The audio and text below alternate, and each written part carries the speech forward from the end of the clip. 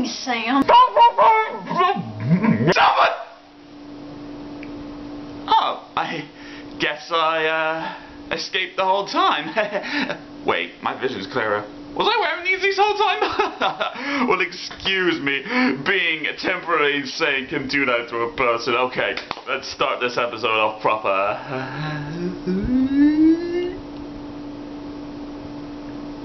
Hey there! My name is P. Reese Cool Guy, but you may call me the Preschool Guy. In reality, I'm in my 20s. But at home...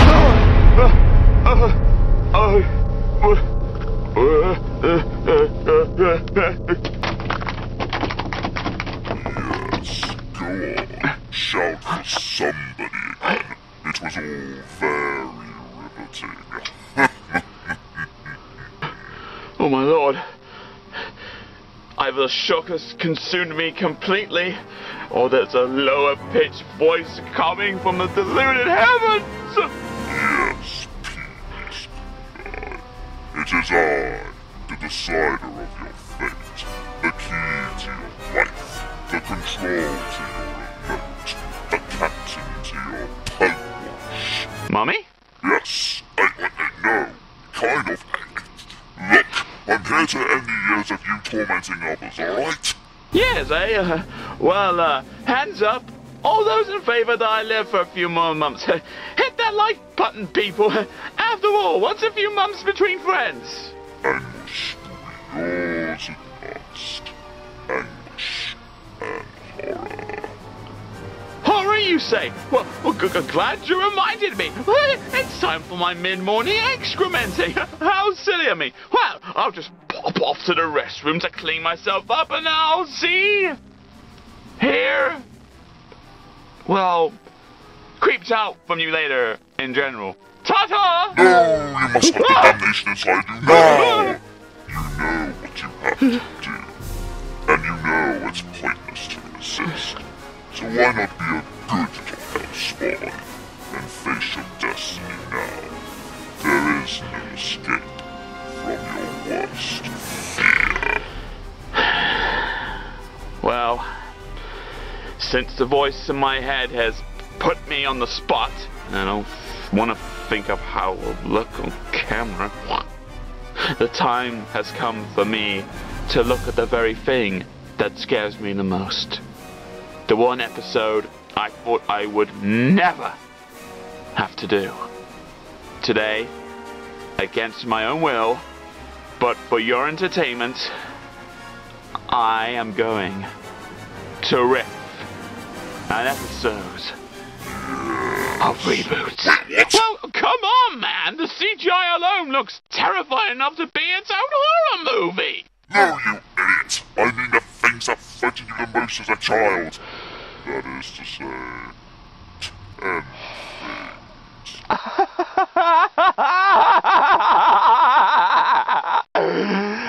Oh, well, how silly of me! How could I be so blind to the complete obvious?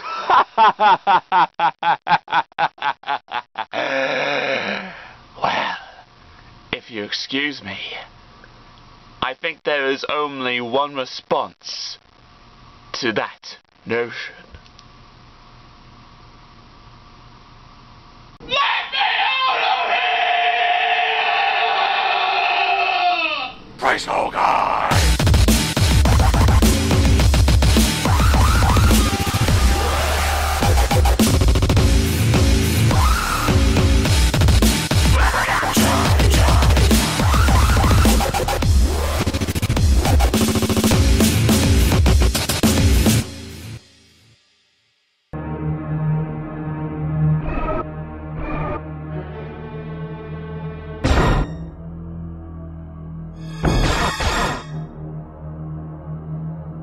Number 10. Yes, it's pretty appropriate that the number 10 spot on this list goes out to pretty much the very first thing you would see in a VHS. Growing up, videos were a huge part of my life, whether it be a few episodes from the old Thomas and Friends or a full-length Disney video. There was always going to be a creepy ident from the company that released it.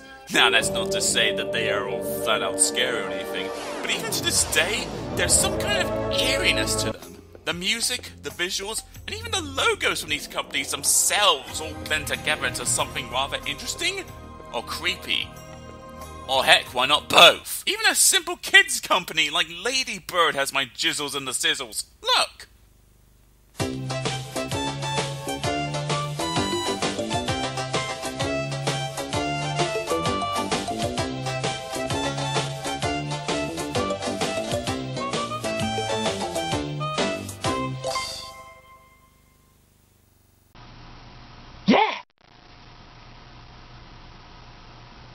Kids watch that, please! Like I said before, not scary in a sense, but home video idents always seem to jingle a spark in my spine under the tiniest bit of fear.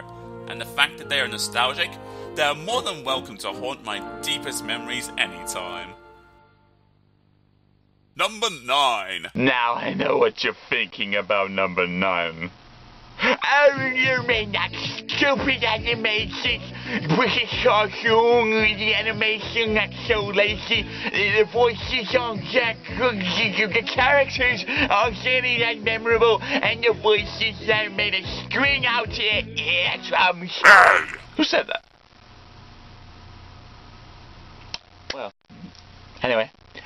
This episode in particular has our two heroes attempt to save the Nessies when Professor Dummkopf here, yes, that is his actual name, uses an invention of the day, a giant bubble machine using candy as fuel, to capture them. Of course they do, and the idiotic stereotype here gets his just desserts. But here's where I draw the line from here.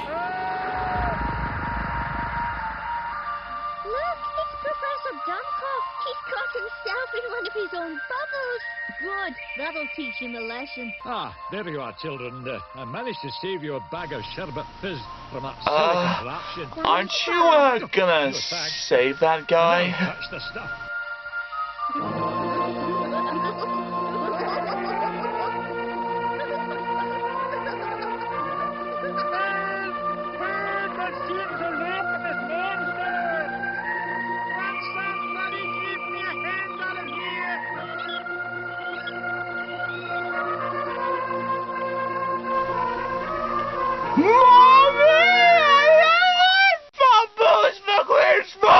Yeah, to you, it's stupid. But to me and my innocent mind at maybe 3 years old, that shot alone is like something from a horror movie.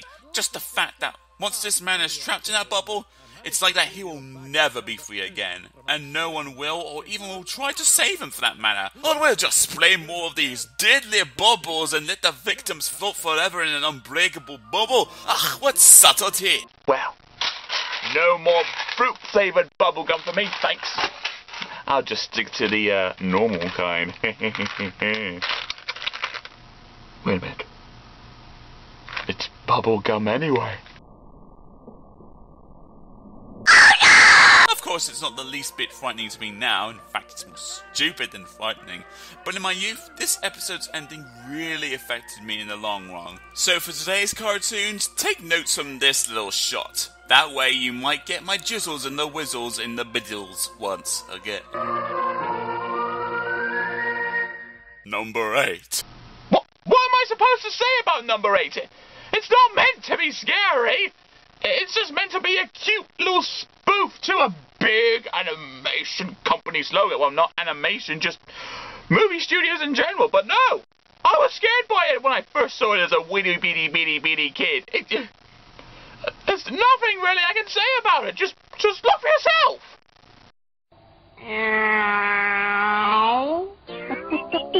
Yes, I was a weird kid. Anyway, moving on, please. Number 7. Now, imagine yourself as a wee little toddler. You're seeing the magic of Disney on TV for the very first time. And then a scene like this happens.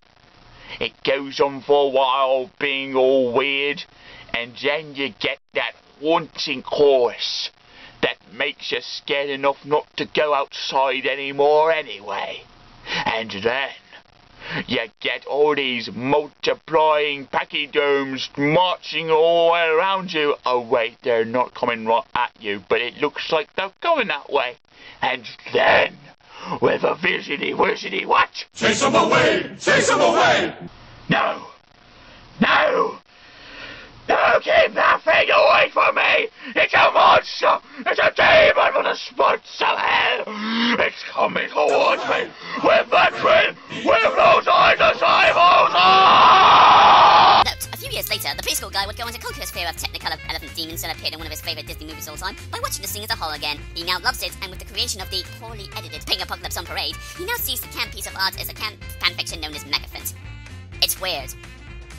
The end. Number 6. And now here's another piece of Disney animation that scared me poopless when I was a kid. Because, yeah, apparently Disney's into horror now. The horror like this! Well, number 6 goes to the graveyard scene from Mickey's Christmas Carol. Or as I like to call it. Everything in this fun little short has been a hoot so far. Cute, funny, even a little scary, but then again, Goofy puts a smile right back on that ugly mug of yours. But then we suddenly transferred to the scene where Scrooge meets the ghost of Christmas future. It was already tense enough with that hooded figure smoking a cigar, or the silent notification that a child's death made Mickey Mouse cry, and weasels? Yeah, that was my third option. But then, Spirit, whose lonely grave is this?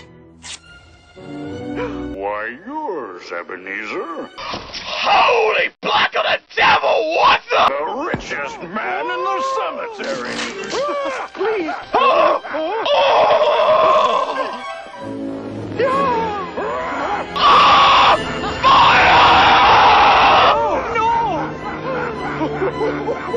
I don't wanna die, I don't wanna die, I don't wanna die, I don't wanna die, I don't wanna die, I don't wanna die, I don't wanna die, I don't wanna die, I don't wanna die,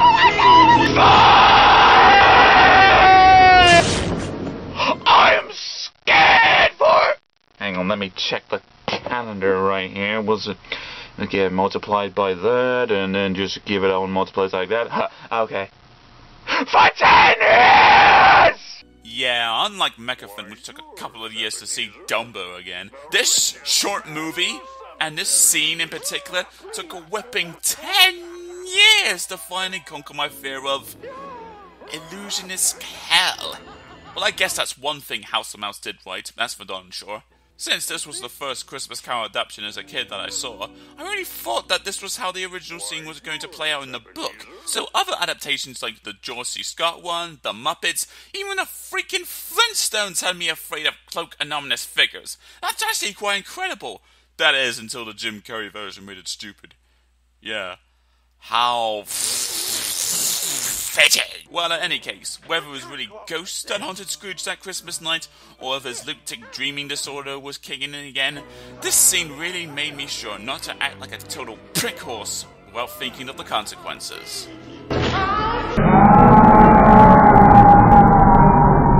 Number 5! Now, unfortunately, I couldn't get the clip to show you for this spot because, well, YouTube's a butthole. But imagine yourself watching the ending to this episode of Goosebumps. The last image you will see is this. Now imagine yourself being zoomed in right in front of that monstrosity with creepy synthesizer music that goes all around like that. I probably said synthesizer wrong, don't spam me. Yeah. I'm not into close-up shots anyway, so with all those things culminated into that thing, it's kind of scary. And I bet you're pretty glad that you don't have to suffer the actual clip itself, right?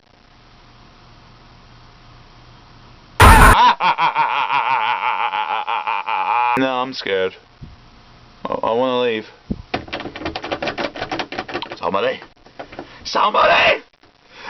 Number 4! Now, for this spot, this was way before everyone's favourite British children's author, Roald Dahl, made a huge impact in my life, in terms of, like, fictionalized books and reading and what have you. So, for now, we'll just go by when I saw this video thing for the first time in my life. Oh dear. Taken from an anthology of twisted fairy tale satires called Revolting Rhyme. Goldilocks and the Three Bears was one of its half a dozen victims. In this, the story is pretty close to the original source material for the most part. I mean, it's played out like Law and Order UK, except with more believable characters with serious crimes committed.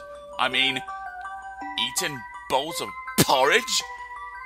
Bastards! But then we get this ending. Oh, Daddy, cried the baby bear, my porridge gone, it isn't fair. Then go upstairs. The big bear said. Your porridge is upon the bed, but as it's inside Mademoiselle, you'll have to eat her up as well. Now, why wouldn't any kid be terrified of an ending portrayed like that? I mean, eaten alive by bears is one thing, but to have it zooming in right in front of this girl, blood-curdling screams scratches your ears, and then that dissolve into red, and the eating the chomps, that must be delicious. Yeah, I guess someone would be afraid of the simple color known as red for the rest of their lives, but I like to think I'm over it. I mean, it's just a color, it's not gonna hurt you, and it... Wait a minute. I just realized. There's no mirror, but to show you, but I just realized after all this time.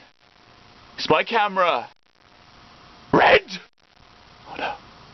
Oh no. No, Mr. Camera! Mr. Camera, don't eat me, please! Don't dissolve me!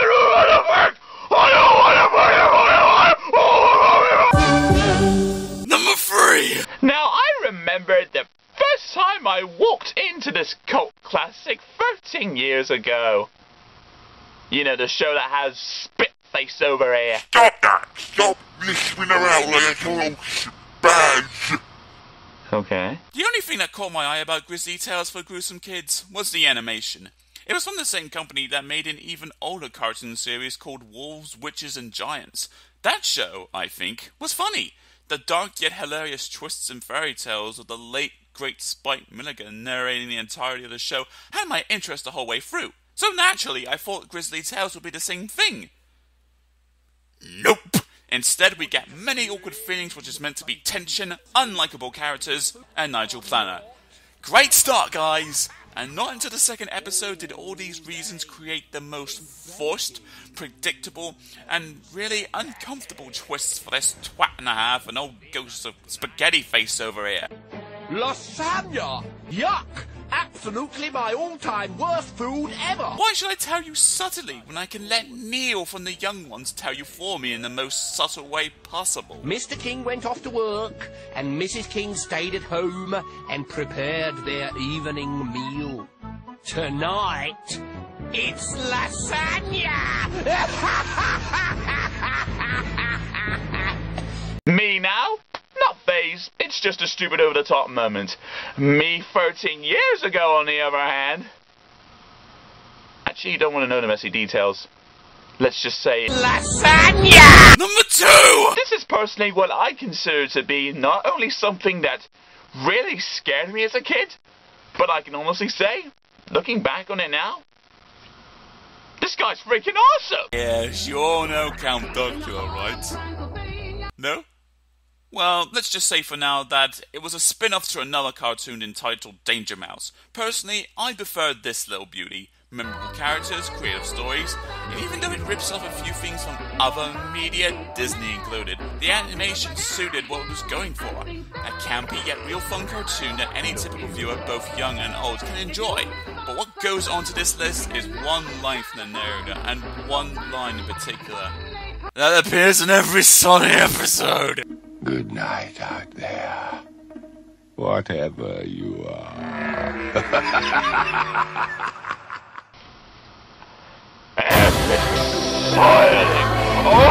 In case you're curious, that was Barry Clayton, whom you can find narrating other classics such as the first Broken Sword Games trailer, and that, and of course the opening to the Number of the Beast song by Iron Maiden. Let him who hath understanding reckon the number of the beast, for it is a human number. Its number is 666. Yeah, I think Tony J just got creep-owned. And he shall smite.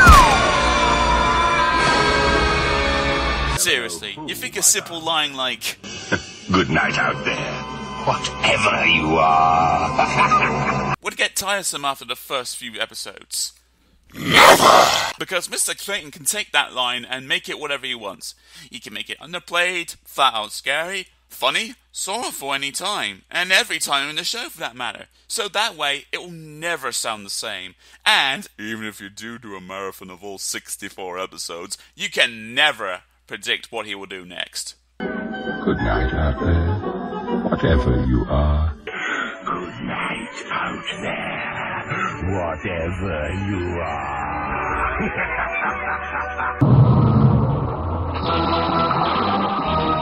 Good night out there, whatever you are. My absolute favourite though is the show's final episode, where you may or may not find out this guy's true identity. I'm Dr. Pepperbrain, genius and crazy psychiatrist. Crazy, Binky? Did you say crazy? That's fucking right to have us Binky! Oh, poor Binky. No matter. It's sort of like thinking the narrator for the Shawshank Redemption was actually Morgan Freeman's character that whole time. Wait. What? No. No, that can't be. Oh. No. No, that can't be. All my fanfictions I wrote. The narrator and Morgan Freeman making sweet, hoppity love. It's so ruined! Well, whether this statement is true or not is still a mystery, but it's something not that extravagant, and it's just the show's way of having fun of what it had and what it can do for our entertainment. But whatever our opinions were of Count Duckula, I think that we can all agree that good old creepy narrator voice always seemed to bring the horror element to the table, and even to this day managed to make all the hairs and all of our body parts stand up in fear. And I think that deserves the number 2 spot. Good night to you. Whatever you are, and sweet dreams.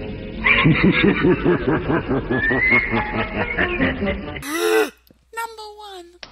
Now, let me say this before I can even begin to detail what to describe about what really scared me as a kid that takes this number 1 spot. This is something I will never get over. At all. I mean, all the previous entries in this list I've coped with, or even laughed with, at even, to an extent and over time. But no matter what age I will be, and no matter what level of maturity I will gain in the future, I will never, ever, ever get over what tops this list. So, with that said, let us try to describe in great detail what I'm...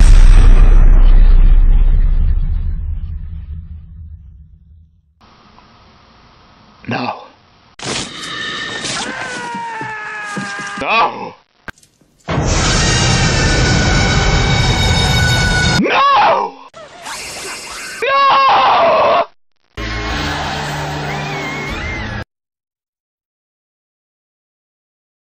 Yeah, that one's not so bad.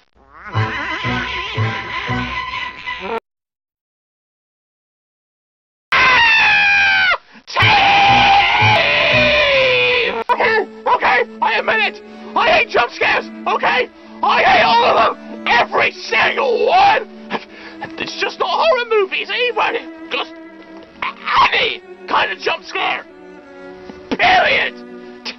Even whether it be in action, drama, kids movies? And then why not musicals as well? Add that to that list! It gets me real bad, okay? You want a full explanation of what I probably called jump scare phobia for the spot? Well, no! Good sir, no! You ain't gonna get it! I'm too scared and frightened and helpless and pitiful and oh God, I'm sorry! Yes, that's what I wanted to see. The great fearless preschool guy is nothing more than a stupid little crybaby. What delicious irony. Once again, I have ruined a piece of art so acclaimed, and then turned it into something no one will ever see again. Our plan is coming into fruition. All hail the erasers! Exactly. What? You're one of the erasers, aren't you? You are one of them, aren't you? But how did you... Never demote characters of their original appearance and personalities, eraser voice. Or should I say, Peter Hawkins! Stupid! How'd you know it was me? Well, it has nothing to do with my supernatural abilities that I'll never bring up again. Now, tell me, good sir, now that I have you in my company like I always wanted, what are you erasers up to, and what does that have to do with me? There aren't 6 members in this organisation. Well, 5. I never asked that. There isn't a prophecy that you'll stop us before we achieve total Thank originality. you. Oh, family next. I think that's enough exploitation for today, wouldn't you say? Well, that's stupid. Why not ask me for all sorts of information now?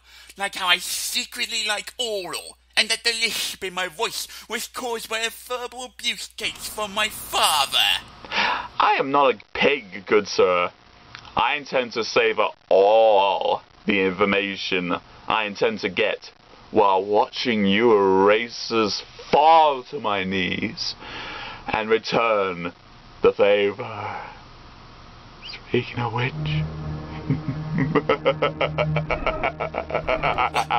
What are you doing? Well, to quote an album title by the Arctic Monkeys, suck it and see. Well, this is just insanity. You can't do anything physically to me. It's just impossible. And for that matter, even if you could achieve this horrible deed, I wouldn't allow this, because I actually have a deadly reaction to 2 down, 4 to go. And suck it. Well, now that's all the glorious excitement has bestreaked my body for today, I think it'd be best to go down the countryside and observe my surroundings in the new world. And in song! Tally-ho! Tally-ho! Are we on our way to Nottingham, to Brittingham, to Buckingham, or maybe Hamley by the sea? Oh, are we on our way to Devonshire, to Lancashire, or Worcestershire? I'm not so sure, we'll have to wait and see. Oh, are we on our way to Dover, or flying merrily over the jolly old road that goes to Plymouth? Oh, no! We're merrily on our way to nowhere in particular. We're merrily on our way, though the roads are perpendicular. We're always in a hurry, we have no time to stall. We've got to be there, where we can be called. We're merrily on our way, and we may be going to Devonshire, to Lancashire, to Worcestershire. We're not so sure, but what do we care? We're only sure we've got to be there. We're merrily on our way to nowhere at all.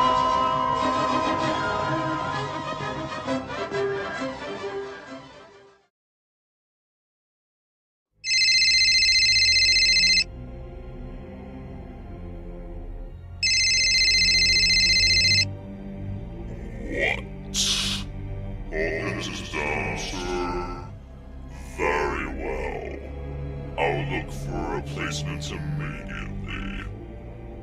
And I have the perfect candidate.